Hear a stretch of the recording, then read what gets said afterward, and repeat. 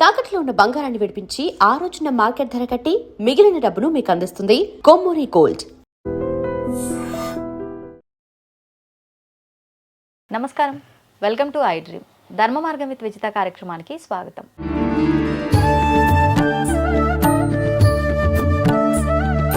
ప్రస్తుతం మనతో పాటు ఉన్నారు శ్రీ విద్యా ఉపాసకురాలు గీతా కుమార్ గారు. ఇప్పుడు వారితో మాట్లాడి మరిన్ని విషయాలు తెలుసుకుందాం. ముఖ్యంగా మన హిందూ సాంప్రదాయంలో కొన్ని విశేషమైన పండుగలు, పర్వదినాలు ఉన్నాయి. అసలు ఈ పండుగలు ఎందుకు జరుపుకుంటామో దాని వెనకాల కూడా ఒక ఆంతర్యం ఉంది. వాటి గురించి ఇప్పుడు అడిగి తెలుసుకుందాం. ముఖ్యంగా మనకి ఇప్పుడు రాబోతోంది సంక్రాంతి పండుగ. ఆ పండుగ గురించి విశేషంగా అడిగి తెలుసుకుందాం. నమస్తే మా. శ్రీమాత్రే నమః అమ్మ. నమస్తే అమ్మ. సంక్రాంతి పండుగ అంటే ఈ పండుగ మనం 3 రోజులుగా జరుపుకుంటూ ఉంటాం. భోగి, సంక్రాంతి, కనుమ. 3 రోజులుగా జరుపుకుంటున్నందుకు కూడా దాని వెనకాల ఒక రీజన్ అయితే ఉంది. ప్రతిరోజుకి ఒక విశేషము. అంటే ఈ విశేషంగా ఈ సంక్రాంతికి దానాలు అని, కొన్ని ప్రాంతాల్లో ఈ సంక్రాంతిని కీడు పండగ అని అంటూ ఉంటారు. అంటే అందరికీ తెలుసో తెలీదో ఈ విషయం, కానీ అంటే పండగ ముందర మూఢం ఉండబట్ట మరి ఎందుకో తెలియదు, కానీ ఇదైతే వింటుంటాం. దాని గురించి వివరణ ఇవ్వండి. భోగి పండుగ.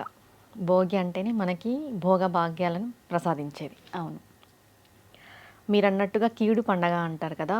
కొన్ని ప్రాంతాల్లో ఈ పండగ చేసుకోరు. తెలంగాణ సైడ్ కొంతమంది చేసుకోరు ఈ పండగ. అవును, చేయరు. కీడు పండగ భావిస్తారు. వాళ్ళు దానికి తగ్గట్టుగా ఏవో దానాలు ఇచ్చుకోవడము, అసలు కొంతమంది అసలు చేసుకోకపోవడము, ఇవన్నీ కొత్త బట్టలు కూడా వేసుకోరు. ఇంట్లో తిరువాత పెట్టరు, పెండం పెట్టరు. అవును, చూస్తుంటాం మనం. ఇవన్నీ అంటే ఎవరెవరి ప్రాంతీయం బట్టి వాళ్ళు. మా సైడ్ అయితే చాలా బాగా జరుపుకుంటాం. చాలా బాగా జరుగుతుంది ఈ పండుగ. ఓకే. ఇప్పుడు ఫస్ట్ వచ్చేది మనకి భోగి. భోగి రోజు ఏం చేయాలి? భోగి రోజు ఉదయాన్నే మనం లేచి భోగి మంటలు అవి వేసుకుంటాం. అసలు ఈ భోగికి ఎందుకు అంత ప్రాధాన్యం ఉంది? మనకి దక్షిణాయనం, ఉత్తరాయణం అని 2 కాలాలు ఉన్నాయి. 6 నెలలు ఒకటి, 6 నెలలు ఒకటి. అవును. భోగి వచ్చేసి దక్షిణాయనంలో చివరి రోజు. ఇంకా సంక్రాంతి రోజు మకర సంక్రమం అయిపోతుంది. అప్పటికి మనకు ఉత్తరాయణం స్టార్ట్ అయిపోతుంది. ఈ భోగి రోజు దక్షిణాయనంలో చివరి రోజు మనం ఆ రోజు ఉదయాన్నే భోగి మంటలు వేస్తాం. భోగి మంటలు వేయడానికి కారణం ఏమి అనంటే, ఈ దక్షిణాయనం అంతా ఉపాసన కాలం. మనకి ఆషాఢం నుండి స్టార్ట్ అవుతుంది దక్షిణాయనం. స్టార్టింగే చాతుర్మాస్య దీక్ష ఇవన్నీ మొదలవుతాయి. తర్వాత శ్రావణ మాసము, దాని తర్వాత దేవి నవరాత్రులు, కార్తీక మాసం, ధనుర్మాసం, మొత్తం అంతా ఉపాసన కాలం, ఆధ్యాత్మిక విధానమే అంతా మొత్తం అంతా. ఇప్పుడు ఏమైతుంది అని అంటే, ఈ 6 నెలలు మనం ఏం నేర్చుకున్నాం దక్షిణాయనంలో? అంటే ఈ దక్షిణాయనాన్ని ఎలా చెప్తారు అంటే యమద్రంష్టల కాలం అని కూడా చెప్తారు. మనకి చలి ఎక్కువగా ఉంటుంది, సూర్యుడు భూమికి దూరంగా ఉంటాడు ఈ దక్షిణాయనంలో. దేవి నవరాత్రులు చేసేటప్పుడు కూడా ఏం చెప్తాము? యమధర్మష్ట కాలము, యముడు కోరలతో ఉంటాడు, ఎక్కువ మరణాలు, యాక్సిడెంట్లు జరుగుతాయి ఆ కాలంలో అని చెప్తారు. అవును. దాంట్లో మనం ఉపాసన చేస్తాం, భగవంతుడి యొక్క ఉపాసన చేస్తాం. ఇది చివరి రోజు. ఈ చివరి రోజున భోగి మంటలు వేస్తాం. భోగి మంటలకి కారణం ఏంటి అంటే, స్నానం చేయకనే వేసుకుంటాం భోగి మంటలు. ఇంట్లో ఉన్న పాత సామాన్లు అన్నీ వేస్తాం. పాత సామాన్లేనా? మనలో ఉన్న సామాగ్రి అంటే చెడు సామాగ్రి, చెడువి, నెగిటివిటీ, చెడు ఆలోచనలు అన్నిటినీ ఆ భోగి మంటల్లో కలిపేయాలి. అంతే. ఎందుకంటే ఈ దక్షిణాయనం అంతా నువ్వు ఉపాసన చేసింటావు, దేవీ దేవత ఆరాధన చేసింటావు. నువ్వు ఏం తెలుసుకున్నావో భోగి రోజు తెలుస్తుంది.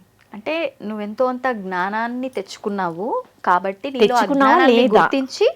తెచ్చుకున్నావా లేదా? అసలు ఫస్ట్ తెచ్చుకొని ఉంటే నువ్వు ఏం చేయాలి? ఇంట్లో ఉన్న పాత సామాన్లే కాదు, నీలో ఉన్న దుర్గుణాలను కూడా భోగి మంటల్లో కలిపేయాలి. ఆ రోజు ఒక ప్రతిజ్ఞ చేసుకుంటారు కొంతమంది సాధకులు, మేము ఇది చెయ్యము, ఇంకా ఈ భోగి మంటల్లో కలిపేస్తున్నాం, మాకున్న ఈ అలవాటు. అంటే ఆచరిస్తున్న ఏదైనా విధానాన్ని. ఇప్పుడు ఏదైనా చెడు అలవాటు ఉంటుంది, వాళ్ళు ఈ 6 నెలలు బాగా సాధన చేసింటారు దక్షిణాయనం అంతా. వాళ్ళకి దేవీ దేవత ఒక అనుగ్రహం కలిగి వాళ్ళకి జ్ఞానోదయం జరిగి నేను ఇంకా ఈ పని చెయ్యకూడదు అనే ఆలోచన రావచ్చు. అలాంటి వాళ్ళు ఏం చేస్తారంటే భోగి పండుగ రోజు భోగి మంటలకి చెప్పుకుంటారు. మెయిన్ భోగి మంటలు అంటే ఏదో మనం చలిగాచుకునే మంట అలా అయిపోయింది ఇప్పుడు. అంతే అంతే. కానీ అలా కాదు. ఎందుకంటే మనము అగ్నిహోత్రుని ఆవాహన చేస్తాం అక్కడ. ఆవు పిడకలతోనే స్టార్ట్ చేయాలి. ఆవు పిడకలు, నెయ్యి, కర్పూరం పెట్టి వెలిగించాలి. దాని తర్వాత అట్టపెట్టెలు, పాత సామాన్లు అవన్నీ వేస్తారు, అది వేరే విషయం.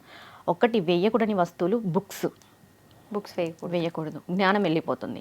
బుక్స్ అంటేనే సరస్వతి, చదువుకునే బుక్కులు, పాత బుక్కులు అని వేస్తుంటారు భోగి మంటల్లోకి. ఇక్కడ మనం తెలుసుకోవాల్సిన విషయం ఏంటంటే భోగి మంటల్లోకి ఏదైతే వేస్తామో అది మన నుండి వెళ్ళిపోతుంది. వామ్మో, అంటే మంచిగా ఆలోచించే ప్లాన్ చేసుకోవాలి అసలు అక్కడ ఏం వాడాలి అని. ఏం వాడాలి అని. ఇప్పుడు మనం భోగి మంటలు ఎందుకు వేస్తున్నాం? మనలో ఉన్న అజ్ఞానాన్ని తొలగించుకోవాలని వేస్తున్నాము. మన ఇంట్లో పాత సామాన్లన్నీ వెళ్ళిపోవాలని వేస్తున్నాము, నెగిటివ్ ఎనర్జీ వెళ్ళిపోవాలని వేస్తున్నాం. అలాంటప్పుడు నువ్వు చదువుకునే పుస్తకాలు వేస్తే అది కూడా వెళ్ళిపోతుంది. ఎందుకంటే అక్కడ మనం ప్రత్యేకించి అగ్నిహోత్రుని ఆవాహన చేసి మనం భోగి మంటలు వేస్తాం. మామూలుగా చెప్పాలంటే ధనుర్మాసం అంతా పిడికలు పెడతాం కదా, గొబ్బెమ్మలు ఆ వాటిని పిడికలు చేసి ఆరబెడతాం. అవును, వాటితో భోగి మంటలు వేస్తారు. ఓహో, యాక్చువల్గా చెప్పాలంటే తమిళనాడు సైడ్ అంతా ఇలానే చేస్తారు. నెలంతా గొబ్బెమ్మలు పెడతారు. అది కూడా ముగ్గులు వేసి ధనుర్మాసం అంతా చాలా బాగా చేస్తారు. ఆ గొబ్బెమ్మల్ని ఎత్తిపెట్టి ఈ భోగి మంటలకు ఉపయోగిస్తారు. Okay okay. కర్పూరము, నెయ్యి, ఈ కిరోసిన్ అవన్నీ వాడకూడదు చెప్పాలంటే. ఇంకా కట్టెలు అవన్నీ వేసేసుకొని భోగి మంటలప్పుడు నువ్వు చుట్టూ తిరుగుతూ నువ్వు ఒక ప్రతిజ్ఞ చేసుకోవాలి. నువ్వు ఏం వదిలేస్తున్నావు, నువ్వు ఏం తెలుసుకున్నావు. ఓకే, ప్రతి ఒక్కరు చేయాల్సిన పని ఇది. అక్కడికి భోగి మంటల కార్యక్రమం అయిపోతుంది. కొంతమంది భోగి మంట పైన నీళ్లు వేడి చేసుకొని అవే స్నానం ఆచరించాలి అని చెప్తుంటారు, ఇది వాస్తవమా? లేదమ్మా, అలా ఏది చెయ్యకూడదు. భోగి మంటలు మనం నీళ్లు వేడి చేసుకునేకి, పొంగల్ వండుకోవడానికి, దానికి కాదు. అక్కడ మనం ఒకటి అగ్నిహోత్రం అంటేనే పవిత్రత. అవునా కదా? మనం ఏదైనా హోమం చేస్తున్నాము అంటేనే అక్కడ పవిత్రత ఉంటుంది. అగ్నిహోత్రుని ఆవాహన చేస్తున్నామంటేనే అక్కడ పవిత్రత ఉంటుంది. ఆ పవిత్రతతో నువ్వు ఎటువంటివి చేయకూడదు. నువ్వు చేయాల్సింది ఏంటి? ఆ భోగి మంటల్లో నువ్వు ఏవి వదిలేయాలో అవి వదిలేయాలి అంతే. మనం ఏం చేస్తున్నాం? ఇంట్లో ఉన్న పాత సామాన్లు మాత్రం తీసుకెళ్లి భోగి మంటల్లో వేస్తున్నాము. మనలో ఉన్న పాత సామాగ్రి, పాత ఆలోచనలు, దుర ఆలోచనలు అన్నింటినీ అలానే పెట్టుకొని ముందుకెళ్తున్నాం అంతే. భోగి మంట ఒక ప్రత్యేకత వచ్చేసి ఏంటంటే ఫస్ట్ మనం మారాలి. మనలో ఉన్న దుర్గుణాలని మంట కలిపేయాలి. మనం ఆ రోజు ఒకటి ప్రతిజ్ఞ చేసుకోవాలి, మనకి ఏదైనా చెడు అలవాటు ఉంటే మేము దీన్ని వదిలేస్తాము అని. ఇక్కడికి భోగి మంట అయిపోతుంది. తర్వాత స్నానం కూడా ఎలా చేయాలి అంటే సూర్యోదయానికి మునిపే చేయాలి. భోగి రోజు తలంటు స్నానం మనం అంటాం. ఒంటికి నువ్వుల నూనె పూసుకొని తలంటు స్నానం చేయాలి. తైలే లక్ష్మి, జలే గంగ. ఆ లక్ష్మి పరిహారార్థం. మనం స్నానం చేసేటప్పుడు ఒళ్ళంతా నువ్వుల నూనె పట్టించుకొని మనం వెళ్ళి గంగాదేవిని ఆవాహన చేసుకొని స్నానం ఆచరించేటప్పుడు అలక్ష్మి పరిహారార్థం అని ఖచ్చితంగా అనుకోవాలి. పెద్ద పెద్ద శ్లోకాలు రాకపోయినా కూడా మనం దేనికోసం చేస్తున్నాము అంటే మనలో ఉన్న దుర్గుణాలని ఆల్రెడీ భోగి మంటల్లో కలిపేసి మన ఒంటికి నువ్వుల నూనె పట్టించి ఆ నువ్వుల నూనెతో మనం లక్ష్మీదేవిని ఆవాహన చేస్తున్నాం. పాజిటివిటీ. జలంలోకి గంగను ఆవాహన చేస్తున్నాం. పవిత్రత. ఆ లక్ష్మి పరిహారార్థం మన ఒంట్లో ఉన్న ఆ లక్ష్మిని కూడా మనం తీసేసుకుంటున్నాం. తీసేసి మనం స్నానం అంతా ఆచరిస్తాం. ఆచరించిన తర్వాత ఇంట్లో తల్లిదండ్రులకి నమస్కారం చేసుకోవాలి. మొదటగా మాతృదేవోభవ. పరదేవతే అమ్మ, అమ్మనే పరదేవత, వాళ్ళిద్దరికి భేదం లేదు. అవును చెప్పాలంటే ఇంట్లో ఉన్న పెద్దలకి నమస్కారం చేసుకొని ఆ రోజు పూజా కార్యక్రమం అంతా చేసుకొని పిల్లలకి రేగు పండ్లు పోస్తారు. భోగి పళ్ళు 1 సంవత్సరం నుండి 12 సంవత్సరాల దాకా పోయొచ్చు. అసలు ఎందుకు మా ఈ విధానం ఎందుకు అంటే బాల అరిష్ట దోషాలు అని ఉంటాయన్నమాట. ఒక శిశువు కడుపులో పడినప్పుడు పూర్వజన్మ యొక్క ఫలము మరి పుట్టిన తర్వాత ఇప్పుడుది అన్నీ కలిసి ఉంటాయి దీంట్లో. కలిసి ఉన్నప్పుడు ఏ నక్షత్రంలో పుట్టినారు, ఏ జాతకస్తులు అంటే కొంతమంది పుట్టిన నక్షత్రం బట్టి కొంతమందికి గండాలు ఉంటాయి. తల్లికి గండం ఉండొచ్చు, తండ్రికి గండం ఉండొచ్చు, మేనమామకి గండం ఉండొచ్చు. పేగు వేసుకొని పుడితే ఇలా మనం వింటూ ఉంటాం. అలాంటి అరిష్టాలన్నీ పోవడానికి ఈ రేగుపళ్ళని వేస్తారు. ఓకే. ఇంకా బాల అరిష్ట దోషాలు అంటారు. 12 ఏండ్ల వరకు పిల్లలకు ఉంటాయి. ఇప్పుడు పిల్లలు ఎక్కువగా ఏడవడము, మొండి చేయడము, ఆరోగ్యం బాగలేకపోవడము, ఇది దిష్టి తీసే ప్రాసెస్ అంటాం దీన్ని చెప్పాలంటే. ఇంకా ఇలా చేయడం వల్ల వాళ్ళకున్న అరిష్టాలు పోతాయి. ఎందుకు ఇది చేయాలి 12 ఏండ్ల వరకు అని అంటే ఏ శిశువుకైనా కూడా 12 ఏళ్ళ వరకు జాతకం వర్తించదు. 12 సంవత్సరాల వరకు. ఆహా. చిన్నప్పుడే జాతకం వేసి చూస్తుంటారు కదా, అవును, పుట్టడం లేదు. అంటే ఊరికే మనం తెలుసుకోవడానికి అంతే గాని 12 ఏళ్ళ వరకు జాతక చక్రం వాళ్ళకి వర్తించదు. వాళ్ళకి ఏదైనా దోషాలు ఉన్నా అది తల్లి తండ్రి భరించాల్సిందే. 12 సంవత్సరాలు అంటే వీళ్ళ జాతకంలో ఇబ్బందులు ఉంటాయి కానీ ఇది వీళ్ళకి అప్లై అవుతుంది. 12 నుంచి వీళ్ళకు వ్యక్తిగతంగా అప్లై అవుతుంది. Okay okay. వాళ్ళకి అప్లై కాదు. 12 సంవత్సరాల వరకు పిల్లలకు అప్లై అవ్వదు. ఎక్కువ శాతం తల్లిదండ్రులకు అప్లై అవుతుంది. ఆ అరిష్టాలు పోవడానికి మనం రేగుపళ్ళతో పిల్లలకి ఇది చేస్తాం, దిష్టి తీసే ఇప్పుడు కొంతమంది రేగిపళ్ళతో పాటు రాగి నాణాలు, చెరుకు వేస్తారు. నిజంగా అది ఉందా చెరుకు ముక్కలు శాస్త్రంలో? వేస్తారు, బంతి పూలు వేస్తారు, నాణాలు వేస్తారు, రేగి పళ్ళు వేస్తారు. ఇలా అన్ని వేసి కూర్చోబెట్టి వాళ్ళ తలపైన నుండి పోసి వాళ్ళకి హారతిచ్చి ఇది చేస్తామన్నమాట.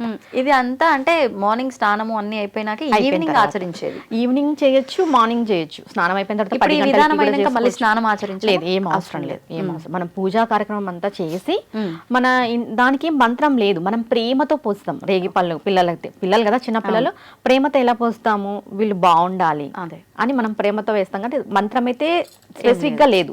మనం పరదేవతను తలుచుకొని, ఇంటి దేవులను తలుచుకొని, మా పిల్లలకి అరిష్టాలన్నీ పోవాలి, చెడు దృష్టి పోవాలి, ఏదైనా హెల్త్ ఇష్యూస్ ఉన్నా పోవాలి, మొండి సమస్యలు ఉంటాయి అవి పోవాలి అనుకొని ఇలా చేయడం వల్ల వాళ్ళకి ఆల్మోస్ట్ తగ్గుతాయి. అంటే మగ పిల్లలకు ఆడపిల్లలకి ఎవరికైనా పోయొచ్చు. ఓకే. వీళ్ళు వాళ్ళనేది 12 సంవత్సరాల వరకు పోయొచ్చు.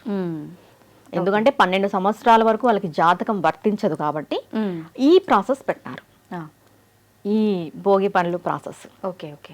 ఇది భోగి రోజు చేసే కార్యక్రమం. మరి సంక్రాంతి రోజు? సంక్రాంతి అంటేనే పాడి పంట ఫుల్ హంగామా ఉంటుంది. అవును. కొత్త అల్లుళ్ళు, కొత్త పెళ్లి కూతుర్లు, అల్లుళ్ళు కొత్త పంట, కొత్త అల్లుళ్ళు, ఇదంతా ఉంటుంది అనమాట. చాలా ముందుగా ఇది మనకి సంక్రాంతి అనేది చెప్పాలంటే మన కష్టం. మనకి ఇది లాస్ట్ పండగ చెప్పాలంటే. లాస్ట్ పండగ ఇయర్లో, సంవత్సరంలో లాస్ట్. మనకి ఇయర్ ఉగాది నుండి స్టార్ట్ అవుతుంది కదా, ఇది లాస్ట్ పండగ చెప్తాం. మనకి ఉగాది ఎలా స్టార్ట్ అవుతుంది అంటే చేదు తీసుకుంటాం మనం. షడ్రుచులు తీసుకుంటాం కానీ చేదు ఉంటుంది, ఆ రుచిలో చేదు కలుస్తుంది. అంటే మొదటిగా చేదు అంటే కష్టం. నువ్వు ఇయర్ ఫస్ట్ లో కష్టం, ఇయర్ అంతా పడిన కష్టానికి నువ్వు సంక్రాంతి రోజు ఏం తింటావు? చక్కెర పొంగల్ తింటావు, తీపి అరిసెలు, అన్ని పిండి వంటలు, అరిసెలు, పాడి పంట అంతా తీపి తింటాం. అవును. అంటే మన శాస్త్రం ఏం చెప్తుంది అంటే మనిషి కష్టపడాలి, చేదుతో మొదలైంది తీపి దాకా తీసుకెళ్తుంది మనం కష్టపడితే. అవును, అంతే కదా, ఇక్కడ రిజల్ట్ ఉంది. అవును. ముందే మనం తీపితో మొదలు పెడితే ఆఖరికి వచ్చేసరికి తలనొప్పులతోటే ఎండ్ అయిపోతుంది అక్కడికి ఆ ఇయర్. ముందు ఆ కష్టంతో వెళ్తే ఇంకా తీయగా ఉంటుంది. కష్టంతో వెళ్ళినప్పుడు నీకు స్వీట్నెస్ ఒక విలువ తెలుస్తుంది. అంతే. సంక్రాంతి పండుగ ఒక విలువ తెలుస్తుంది. అవును. సంక్రాంతి రోజు ఉదయం చేయాల్సిన ఫస్ట్గా మనకి మకర జ్యోతి దర్శనం జరుగుతుంది. సంక్రాంతి రోజు సాయంత్రం జరుగుతుంది. ఉదయం చేయాల్సింది ఏంటంటే లేచిన తర్వాత దైవారాధన. శివలింగం ఉన్న వాళ్ళ ఇంట్లో, అందరింట్లో ఇప్పుడు శివలింగాలు ఉన్నాయి కాబట్టి శివుడికి అభిషేకం చేయాలి. నేతితో చేయాలి అభిషేకం ఆ రోజు మాత్రం, సంక్రాంతి రోజు. చేయటం వల్ల అంటే చెప్తాను. ఫస్ట్ నేతితో ఎలా చేయాలి, గడ్డ కట్టిన నెయ్యి ఉంటుంది కదా, అవును, అది తీసుకెళ్ళి శివలింగం పైన పెట్టాలి. మళ్ళీ కొంచెం కాచి నెయ్యి చల్లార్చిన తర్వాత ఆ నెయ్యితో అభిషేకం చేయాలి. నెయ్యితో ఎందుకు అభిషేకం చేయాలంటే పాల నుండి నెయ్యి వచ్చింది, అవును, పాల నుండి పెరుగు వచ్చింది, పాల నుండి వెన్న వస్తుంది. ఒక్క పాల నుండే ఇన్ని వచ్చినప్పుడు నీ నుండి ఎన్ని రావాలి? ఇప్పుడు ఇక్కడ మెయిన్ ప్రోడక్ట్ పాలు. అవును. నెయ్యిలో పాలు కనిపిస్తాయా? కనిపించవు. భగవంతుడు కూడా అంతే. కానీ తయారైంది అయితే పాల నుండి నెయ్యి తయారైంది. అవును. అంటే భగవంతుడు అన్నిట్లోనూ ఉన్నాడు, మనం చూడట్లేదు అనే విషయాన్ని అక్కడ తెలుస్తుంది మనకి. ఎందుకు ఆ రోజు నెయ్యితోనే చేయాలి అన్నది. ఇప్పుడు అందరూ పాలతో చేయాలి అంటారు, పాలు కనిపిస్తాయి, నెయ్యి ఎక్కడి నుండి వచ్చింది, పాల నుండే వచ్చింది అనేది తెలుస్తుంది, కానీ దాంట్లో పాలు కనిపించవు. భగవంతుడు కూడా అలా నిగూఢంగా ఉన్నాడు అనేది మనం తెలుసుకోవాలి. దాని తర్వాత 6 నుండి 8 లోపు పొంగళ్ళు చేస్తాం. పొయ్యి పెట్టేసి చెరుకులు పెట్టి పొంగళ్ళు చేస్తాం. కుదిరితే పొంగళ్ళు చేసుకునేటోళ్ళు మనం బెల్లము చక్కెర అది వాడుతున్నాం కదా, కుదిరితే చెరుకు రసం వాడండి డైరెక్ట్గా. ఇంతకుముందు సంక్రాంతి పొంగల్ చేసేటప్పుడు చెరుకు రసమే వాడేవాళ్ళంట, తీపి కోసం పూర్వం చెరుకు రసం తీసుకొచ్చి. ఎందుకంటే అతి మధురం. కానీ అంటే ఇరిగిపోవడము అట్లా ఏం ఉండదండి. ఓకే. ఇరిగిపోయినా కూడా చాలా టేస్టీగా ఉంటుంది అంటారు.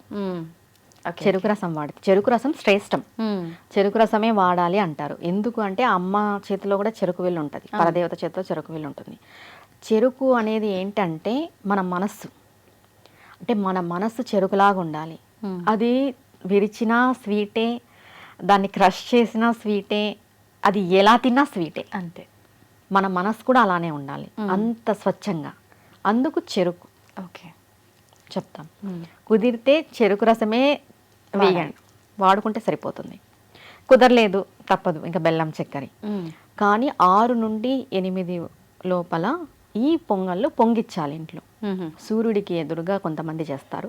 ఇప్పుడు అన్ని అపార్ట్మెంట్ కల్చర్ కాబట్టి ఏం చేయలేం మనము. ఇంట్లో సూర్య భగవానుడి యొక్క కిరణాలు పడుతున్నాయి అని మనం భావన చేసి పొంగ పెట్టాలి. పొంగు కంపల్సరీ జరగాలి. పొంగకు నీకున్నట్టు కొంతమంది వేసేస్తారు వెంటనే, అలా చేయకూడదు. పొంగాలి. ఎందుకంటే మన జీవితం కూడా పొంగాలి, పండాలి అని చెప్పేసి దానికి అర్థం. పొంగిచ్చిన తర్వాత అంతా చేసేస్తాం, ప్రిపేర్ అయిపోతుంది పొంగలంతా. సూర్య భగవానుడికి నివేదన చేయాలి. ఒకటమ్మ, కనిపించే దైవం సూర్య భగవానుడు, పరబ్రహ్మతత్వం సూర్య భగవానుడు. సూర్య భగవానుడు ఇవ్వలేనిదంటూ ఏదీ లేదు. అంటే మనకి తెలీదు కానీ, అంటే అందరూ దేవతలు విగ్రహ రూపంలో ఉన్నారు, ఆయన మాత్రమే మనకు కనిపిస్తాడు. చెప్పాలంటే ఆయన మనం ఏది చేసినా స్వీకరిస్తాడు. మీరు అర్ఘ్యం ఇవ్వండి, తను చూస్తాడు, స్వీకరిస్తాడు.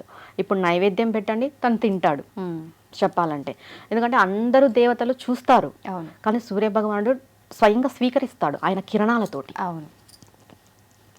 అందుకు ఆయన కనిపించే దైవం. మీకు డబ్బు కావాలన్నా ఆయన ప్రసాదిస్తాడు, ఆయనను ఆరాధన చేసి చూడాల అంతే. ప్రతి ఒక్కరూ మనం సంవత్సరం అంతా చెయ్యము కాబట్టి ఈ రోజు ఖచ్చితంగా ఆయన ఆరాధన చేయాలి. అంటే సూర్య భగవానుడు ఒక ఆరోగ్యమే కాదు, ధనానికి కూడా. సూర్య భగవానుడిది ఒక నామం ఉంది, శ్రీ గృణేశ్వరాయ అని. గృణినే నమః అని కూడా అంటారు. ఒక నామం ఉంది. ఆ నామం పట్టుకొని చాలా మంది జపం చేసి డబ్బు పొందిన వాళ్ళు ఎంతో మంది ఉన్నారు, సంపదలు పొందిన వాళ్ళు. ఆయన ఇవ్వలేదంటే ఏం లేదు. ఎందుకంటే ఒక పాడి పంట పండాలన్నా ఆయన వల్లే పండుతుంది, ఆయన వల్లే డబ్బు వస్తుంది కదా. ప్రతి ఒక్క జీవరాశి బతకాలన్నా ఆయన వల్లే బతుకుతుంది. ఆయన ఇవ్వలేదంటే ఏముంది? తెల్లారితేనే మనం వెళ్తున్నాం పండ్లకి, మనం వెళ్తేనే మనకి జీతాలు వస్తున్నాయి, తెల్లారితేనే రైతులు పోతున్నారు, వాళ్ళు పండిస్తేనే మనం తిండి తింటున్నాం. ప్రతి ఒక్కటి ఆయన ఇచ్చిండేది. ఇప్పుడు వాటర్ కానీ, వర్షాలు పడ్డం ఆయన వల్లనే, పంటలు పడ్డం ఆయన వల్లనే, బతుకుతున్నది ఆయన వల్లనే, మనం జీవనం నడుస్తున్నది ఆయన వల్లనే. ఏమి ఇవ్వడు ఆయన, అన్ని ఇస్తాడు ఆయన. ఇది ఇవ్వడు అనేదేం లేదు సూర్య భగవానుడు. ఇలా సూర్య ఆరాధన చేసేసేయాలి 8 గంట నైవేద్యం పెట్టి. Evening, morning. సూర్యుడు మార్నింగ్ ఉంటాడు, ఈవినింగ్ కాదు. దాని తర్వాత మనం సంక్రాంతి రోజు చేయవలసిన దానం ఉదకము అంటారు. కుండ ఇస్తారు, ఉత్త కుండ కాదు, మంచినీళ్ళ కుండ ఇస్తారు. దాంట్లో ఇలాచి వేసి ఇస్తారు. దాని తర్వాత పెరుగు దానం ఇస్తారు, బట్టలు దానం ఇస్తారు. ఇంకా దాని కొద్ది ఏవైనా లోహము మన స్థాయి దాన్ని బట్టి. కానీ కుండ పెరుగు ఖచ్చితంగా ఇస్తారు. పెరుగు ఎందుకు ఇస్తారంటే సంతానం కలుగుతుంది పెరుగు దానం ఇవ్వడం వల్ల అని చెప్పేసి పెరుగు దానంగా ఇస్తారు. ఈ కుండ, నీటి కుండ ఎందుకు ఇస్తారు అని అంటే, మనకి ఎన్ని జన్మలు ఎత్తినా కూడా నీటి బాధ ఉండకూడదు. అంటే కొంతమంది శాపనార్థాలు పెడుతుంటారు కదా, నీళ్ళు లేకపోతావు అనేసి, నీళ్ళు కూడా ఇవ్వరు, అట్లాంటి శాపనార్థాలకు ఎప్పుడైనా మనం తెలుసో తెలియకో గురైంటాం కాబట్టి వాటి నుండి మనం విముక్తులు అవుతాం ఈ నిండుకుండా దానం ఇవ్వడం వల్ల. అయ్యగార్లకి వస్త్రాలు వీటన్నింటిని మనం దానం ఇస్తాం. ఇదంతా అయిపోయిన తర్వాత సాయంత్రం అవుతుంది. సాయంత్రం చాలా చాలా ఇంపార్టెంట్. మకర సంక్రాంతి, మకర జ్యోతి దర్శనం. అసలు ఏంటి మకర జ్యోతి? ఇది ఎక్కడ కనిపిస్తుంది? మనకు అందరికీ తెలిసిన విషయం, శబరిమలలో కనిపిస్తుంది. శబరిమలలో కనిపించే మకర జ్యోతిని మనం టీవీలలో దర్శనం చేస్తాం. ప్రతి ఒక్కరూ కూడా 40 రోజులు దీక్ష ఉండి శబరిమలకి వెళ్ళి మకర జ్యోతి దర్శనం కలిగిన వాళ్ళకి చాలా చాలా పుణ్యం లభిస్తుంది. చాలా మనం మాటల్లో చెప్పలేం. ఎలా అంటే ఒకటి మనం చాలా జన్మలు ఎత్తింటాం కదా, ఎన్ని జన్మలు ఎత్తింటాం మనకు తెలియదు. కానీ ఒక్కసారి మనం మకర జ్యోతి దర్శనం చేయడం వల్ల ఒక్క జన్మ సంచిత కర్మ అంతా వెళ్ళిపోతుంది. అవునా? అంత విశేషం ఉంది మకర జ్యోతికి. అది ఎక్కడ వస్తుంది? తూర్పుకి ఆగ్నేయంకి మధ్యలో అట్లా 4-5 సెకండ్స్లో అట్లా ఆకాశంలో పుడుతుంది. చాలామంది ఈ మధ్య కాలంలో మనం విన్నది వెలిగిస్తారు అని. అవును. అది ఎందుకు వెలిగిస్తారు అనేది మనం ఆలోచన చేయాలి. ఆకాశంలో జ్యోతి పుడుతుంది, ఆ జ్యోతి అందరికీ కనిపించేలాగా ఉండదు కదమ్మా.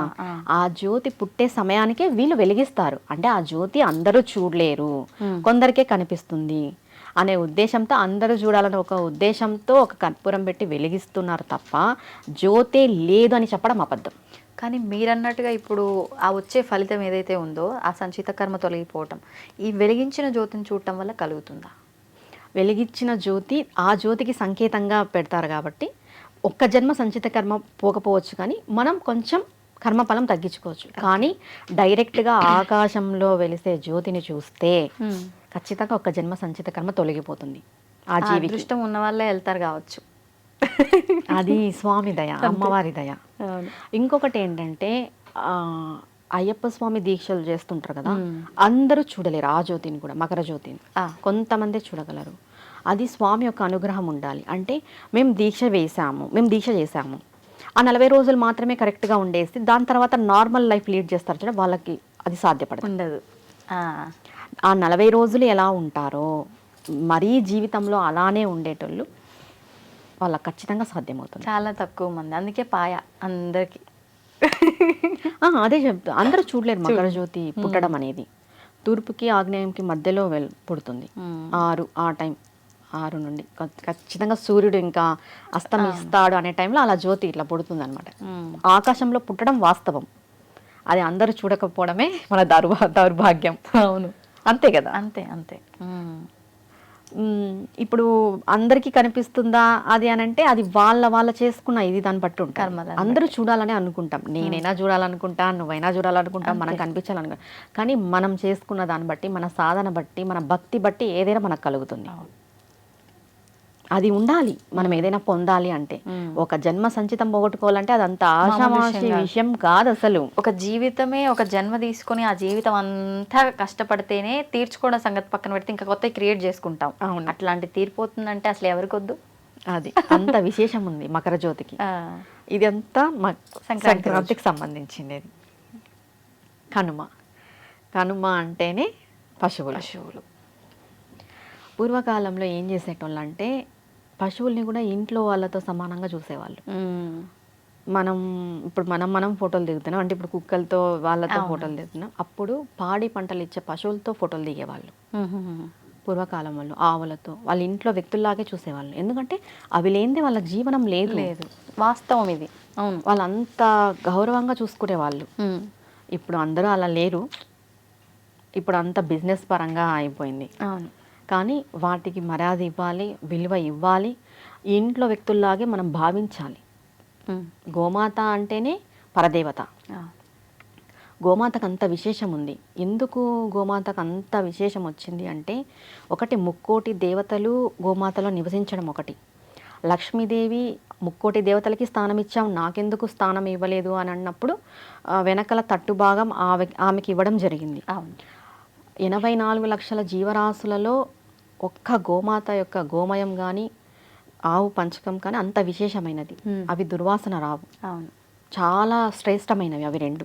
మనం ప్రతి పూజల్లోనూ వాడతాం.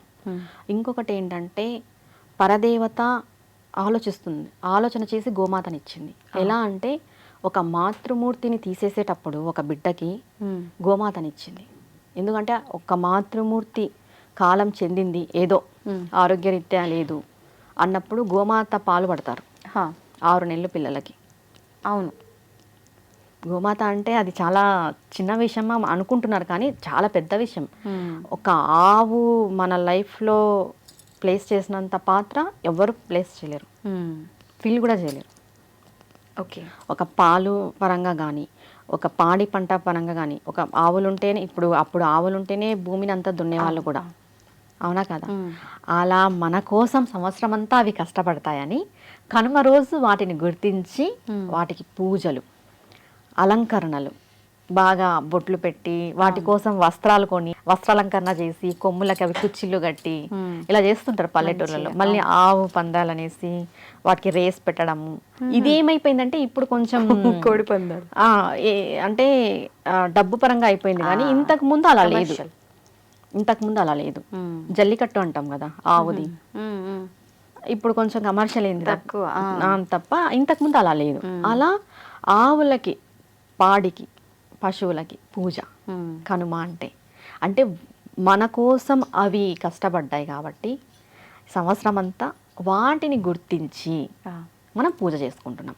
అంటే మన సనాతన ధర్మం ఏంటంటే ఏదైతే మనకి సహకరిస్తుందో నేచర్లో ప్రతిదీ మనం వాటిని గుర్తించి వాటి కోసం అంటూ ఒక రోజు పెట్టుకొని కృతజ్ఞత భావంతో మనం పూజించుకుంటున్నాం. కానీ ఆవుని ప్రతిరోజు పూజించాలి చెప్పాలంటే. ఆవుకి చేసిన పూజ ఎంతో పుణ్యఫలం. మనం ఏ పూజలు చేయకపోయినా కూడా ఒక్క ఆవును పూజిస్తే మనకు అంత పుణ్యఫలం వస్తుంది. గోశాలలోనే లక్ష్మీదేవి ఉంటుంది చెప్పాలంటే. చాలామంది మంత్రోపదేశం తీసుకున్న వాళ్ళు కూడా గోశాలలో వెళ్ళి చేస్తారు. బాగా పాజిటివ్ ఎనర్జీ వస్తుంది అని. గోశాలకు అంత ప్రత్యేకత ఉంది. ఇంకొక విషయం చెప్పాలంటే పూర్వం ఇల్లులు కట్టుకునేటోళ్ళు. ఇల్లులు కట్టే ముందు వాళ్ళ స్థలంలో ఆవులను వదులుకునే వాళ్ళు అనమాట. అదే ఇప్పుడు గృహప్రవేశంలో ఇంట్లో ఆవును తిప్పుతున్నారు. గృహప్రవేశం రోజు మాత్రమే తిప్పుతున్నారు. కానీ ఇంతకుముందు ఏం చేసేవారంటే వాళ్ళ ప్లేస్లో ఆవులను వదులుకొనేసి ఒక 3 నెలల్లో 6 నెలల్లో ముందే ప్లేస్లో, అంటే ఆవు తిరిగిన ప్లేస్, ఆవు తొక్కిన ప్లేస్ చాలా మంచిది, గోమయము గోమూత్రం పడ్డ ప్లేస్కి చాలా విశేషమైన ఫలితం ఉంటుంది, క్రిమి కీటకాలు రావు, పాజిటివ్ ఎనర్జీ ఉంటుంది అనే ఒక్క ఉద్దేశంతో ముందుగానే ప్లేసుల్లో పెట్టుకొని కట్టుకునే వాళ్ళు. ఇప్పుడు అంత అవైలబిలిటీ లేదు కాబట్టి గృహప్రవేశం రోజు తెచ్చుకొని అలా తిప్పుకుంటున్నాం అనమాట. ఇంట్లో ఏం చేస్తాం, మారిపోయింది కాలం అంతా. ఇంకా కాలం ఎటు వెళ్తే పద్ధతులను పక్కన పడేయకుండా సరే ఏదో రకంగా. మనం ఒకటి కూడా చూసాం అనుకుంటాను రీల్, మొన్న ఏదో బొమ్మ ఆవుని పెట్టారు. ఇది ఇంకా విచిత్రంగా ఉంది. బొమ్మ ఆవుని గృహప్రవేశం లాగా తీసుకొచ్చారనమాట. అంటే టెక్నాలజీ. కానీ జనాలైనా ఆవులను ఎక్కించుకొని తీసుకెళ్లి వాటిని ఎంత హింసిస్తున్నారు. ఇంకా ఆవు ఉండాలి రావాలనే ఉద్దేశంతో. ఒకటి ఏంటంటే మనం సంక్రాంతి రోజు చేసిన పొంగల్ ఉంటుంది కదా, అది మరుసటి రోజు ఆవుకు పెట్టాలి, ఎండకు పెట్టి. ఇప్పుడు పొద్దున్న సూర్యుడికి పెట్టింటాము, మనము తీసుకుంటాము, మిగిలింది ఎండకు పెట్టేసేయాలి సూర్యభగవానుడికి. అట్లే అది నెక్స్ట్ అది చెడిపోయినా స్మెల్ వచ్చినా ఏం కాదు, ఎందుకంటే సూర్య భగవాన్ యొక్క కిరణాలు అబ్జర్వ్ చేసి ఉంటుంది ఆ నైవేద్యం. అది తీసుకెళ్ళి ఆవులకి పెట్టడం వల్ల అవి ఆరోగ్యంగా ఉంటాయి. ఎందుకు డైరెక్ట్గా చెరుకు పాలు వేసి వండండి అని చెప్పడం అంటే ఎక్కువ చేస్తారు ఎట్లను పండగ అని మిగులుతుంది. ఆ మిగిలిండేది ఆ రోజంతా సూర్యభగవానుడికి ఆ రేస్ పడేలాగా పెట్టుకొని, ఇప్పుడు అపార్ట్మెంట్స్ కల్చర్ లేదు, మిగిలింది తీసుకెళ్ళి ఆవులకు పెట్టడం చాలా మంచిది. సంవత్సరం అంతా అవి చాలా హెల్దీగా ఉంటాయి. అంటే ఈ రోజున ఈ విధంగా దానికి తీసుకెళ్ళి పెట్టడం వల్ల ఆవులకి ఆరోగ్యం బాగుంటుంది. ఎందుకంటే కిరణాలు పడి ఉంటాయి కదా దాంట్లో, ఆ నైవేద్యం అబ్జర్వ్ చేసి ఉంటుంది సూర్యకిరణాలని. అది మరుసటి రోజు ఆవు తినడం వల్ల చాలా మంచిది. ఇప్పుడు ఇంకొకటి, ఈ సంక్రాంతికి కొన్ని ప్రాంతాల్లో బొమ్మల కొలువు పెడుతూ ఉంటారు, అండ్ కనుమ రోజు ప్రయాణాలు చేయొద్దు అంటారు. అవి వాస్తవం? అడగలేదు అనుకుంటున్నా నేను ఇది క్వశ్చన్, అందుకే అడిగేసా. అడగలేదు ఏంటి అమ్మా ఇంకా ఈ క్వశ్చన్ అనుకుంటున్నా మనసులో. ఎన్నిసార్లు రియల్గా ఎక్స్పీరియన్స్ అయినాము మమ్మీ వాళ్ళ ఇంటి నుంచి మళ్ళీ ఇటు రావడానికి, ఆ రోజు వెళ్ళొద్దు అని చెప్పి. దీంట్లో 2 విషయాలు ఉన్నాయి. కనుమ రోజు వెళ్ళొద్దు అంటే ఇప్పుడు పండుగ అయిపోయి ఉంటుంది, ఆడపిల్లలు ఇంటికి వెళ్ళింటారు, పండుగ అయిపోయిన వెంటనే మరుసటి రోజు వెళ్ళాలి అంటే ఇంట్లో వాళ్ళకి కూడా బాధాకరమైన విషయం. అంటే ముందు రోజు ఫుల్ హడావిడిగా సందడిగా అలా తిరిగేసి అలా ఉండేసి నెక్స్ట్ డే మార్నింగ్ మేము వెళ్ళిపోతామంటే వాళ్ళకి ఎలా ఉంటుంది, బాధగా. ఇదొకటి రీజన్, ఇది మనసుకు సంబంధించిన రీజన్. ఇంకొకటి వచ్చేసి కనుమ రోజు ప్రయాణాలు చేయకూడదు అని అంటే, ఈ పండగలైనా చూసుకుంటే మనకి కొంచెం అమావాస్య ముందరే వస్తాయి. 15 అయిపోతే 19, 18 అమావాస్య ఉంది మనకి ఇప్పుడు కూడా. ఈ అమావాస్య ముందర వచ్చే కనుమ ముక్కనుమ అంటాం అనమాట. ఈ ముక్కనుమ రోజు ప్రయాణాలు చేయడం వల్ల ఈ యాక్సిడెంట్స్ అవుతాయని ఈ భావన ఎక్కువ ఉంది. ఓకే, అంటే దీనివల్ల ప్రమాదాలు జరుగుతాయి, అందుకే ప్రయాణం చేయకూడదు అంటారు. ఓకే. ఇంకోటి ఏంటంటే పండగ అంతా మనం బాగా జరుపుకొని సంతోషంగా ఉల్లాసంగా జరుపుకొని ఉంటాం. కొంతమంది మనకి పడని వాళ్ళు మన ఇంటికి వచ్చింటారు, మనమంటే పడని వాళ్ళు ఉంటారు. వాళ్ళ కళ్ళ దృష్టి మనకు పడి ఉంటుంది. ఆ దృష్టి కోసం మనం వెంటనే ఆ రోజు ప్రయాణం చేయడం వల్ల కనుమ అంటేనే కొంచెం భయంకరమైన రోజు, ఇబ్బందికరమైన రోజు అంటాము. అలాంటిది ఇంకొంచెం నెగిటివ్ పెరిగింది అనుకో, మనం కొంచెం ఇబ్బంది పడతాము. ఆ ఇబ్బంది పడతామన్న ఉద్దేశంతోనే కనుమ రోజు ప్రయాణాలు చేయకూడదు అంటారు. అంటే మెయిన్గా కనుమ రోజు ఊరి దేవతలు ఉంటారు కదా, గ్రామ దేవతలకి పూజలు చేస్తారు. ఓహో. కొన్ని ఊర్లలో ఇప్పుడు ఉగాది అయిపోయిన తర్వాత మరుసటి రోజే మా సైడ్ చేస్తారు గ్రామ దేవతలకి. ఉగాదికి చేస్తారు, ఉగాది మరుసటి రోజు చేస్తారు, మూడో రోజు చేస్తారు. అట్లా గ్రామ దేవతలకి పూజలు చేస్తారు కనుమ రోజు. ఆ గ్రామ దేవతలకి పూజలు చేసిన రోజు బయలుదేరకూడదు, అంటే గ్రామం దాటి వెళ్ళకూడదు. అప్పుడు సాంప్రదాయం అనమాట. ఊరు చివరన ఒక రాయి ఉంటుంది కదా, పొలిమేర, బొడ్రాయి అనేసి, పులిమేర అనేసి, అలా ఆ రోజు గ్రామ దేవతలకు పూజ చేసిన రోజు ఆ గ్రామాన్ని దాటకూడదు అని ఒక ఉద్దేశంతో కనుమ రోజు బయలుదేరకూడదు, ఎక్కడికి వెళ్ళకూడదు, ప్రయాణాలు చేయకూడదు అని చెప్పినారు. అదైతే మంచి విషయమే, పాటించవలసిన విషయమే. అంటే ఏ దిక్కుకైనా ప్రత్యేకించి ఈ దిక్కుకే వెళ్ళకూడదు అనేది ఏమైనా ఉంటుందా? ఏ దిక్కుకి వెళ్ళకూడదు అంటే పొలిమేర దాటకూడదు. ఓకే. కొంతమంది గ్రామాలలో పెద్ద పెద్దవి నిర్వహిస్తుంటారు పండగలు అయిపోయిన మరుసటి రోజు. ఈ నాన్ వెజ్ చేసుకోవడము, ఇదంతా దావత్తులు ఇవన్నీ జరుగుతుంటాయి కదా, అలాంటి వాళ్ళు గ్రామ దేవతలకు కూడా చేస్తుంటారు. ఇంకెలానో ఇంట్లో చేస్తాము, గ్రామ దేవతలకి చేద్దాంలే అనే ఉద్దేశంతో ఆ గ్రామ దేవతలకి పూజ చేస్తుంటారు కాబట్టి ఆ పొలిమేర దాటకూడదు అనే ఉద్దేశంతో చెప్తారు. వెళ్ళకపోవడమే మంచిది. ఎందుకు వద్దన్నప్పుడు ఒక రోజుకి ఏమైతుంది, మనం వాదిచ్చి ఆ ఎందుకు ఏమి, మన శాస్త్రంలో ఏదైనా చెప్పారు అని అంటే దానికి ఒక ఇదితోనే చెప్పింటారు. అవును, అంతే కదా. నువ్వు గ్రామదేవతకి ఇప్పుడు సగం ఊరంతా పూజ చేస్తుంటారు గ్రామదేవతలకి, నువ్వు మాత్రమే ఆ రోజు స్పెసిఫిక్ గా ఆ గ్రామాన్ని దాటి వెళ్తానంటే ఎలా? తప్పు కదా. అంతే. అందుకు వెళ్ళకూడదు, కనుమ రోజు ప్రయాణాలు చేయకూడదు అని చెప్పారు. మరి బొమ్మల కొలువు అనేది కొంతమంది దసరాలకు పెడతారు, కొంతమంది వచ్చేసి సంక్రాంతికి పెడతారు. మెయిన్గా ఈ బొమ్మల కొలువు ఎందుకు పెట్టుకుంటారు అంటే అందరిని పిలుస్తారు, పేరెంటం లాగా పిలిచి తాంబూలాలు అవన్నీ పంచుకుంటారు. ఇది బొమ్మల కొలువు కానీ మనం చేసే నవరాత్రులు కానీ ఈ తాంబూలాలు పంచుకోవడం కానీ మనం ఒకరికొకరికి బాంధవ్యం పెంచుకోవడం. ఇప్పుడు అందరూ డైలీ రారు, ఇప్పుడు పిలిస్తేనే రారు, మామూలుగా పిలిస్తే రావడమే కష్టమైపోయింది. ఎందుకంటే చాలా బిజీ షెడ్యూల్స్లో ఉన్నారు. కానీ ఇలా బొమ్మల కొలువు పెట్టి ఏదైనా పూజ పెట్టి ఇలా పిలిస్తే వాళ్ళ ఇంట్లో బొమ్మల కొలువు ఉందని పిల్లలు రావడము, పెద్దలు వెళ్ళడం చూడ్డానికి పేరెంటం అనమాట. అది అంటే ఒక మనిషికి కమ్యూనికేషన్ పెంచుకోవడం, అవును, సఖ్యత పెంచుకోవడం. ఎట్లాగే బిజీ డేస్ వల్ల ఈ వర్కింగ్లో బిజీ అయిపోయి రాకపోకలు బంద్, ఆ రాకపోకలు క్రియేట్ చేయడం కోసమే ఇవి. అంతే. ఇంకొకటి ఏంటంటే మనం ఏదైనా ఒక ఊరికి వెళ్తే అమ్మ వాళ్ళ ఊరికి వెళ్తాం, అమ్మ వాళ్ళ ఇంట్లోనే ఉంటాం అనమాట. పక్కన ఎవరైనా పిన్ని వాళ్ళు వదిన వాళ్ళు ఇట్లా బొమ్మల కొలువు పెట్టారనుకో, ఎటుందో కొంచెం వెళ్ళి చూసి పలకరించన్నా వస్తాం. అవునా కాదు? ఇది కూడా ఒక ప్లస్సే. అంతే కదా. అంటే నేను చూసాను, అంటే అంతవరకు ఎందుకు నేను వెళ్ళినా నేను అక్కడే ఉంటాను అనమాట. సేమ్ పెంచ్ అది. మా అమ్మ వాళ్ళ ఇంటికి వెళ్తే అక్కడే ఉంటాను. ఇంకా మామూలుగా రిలేటివ్స్ పిలిస్తే వెళ్తాం.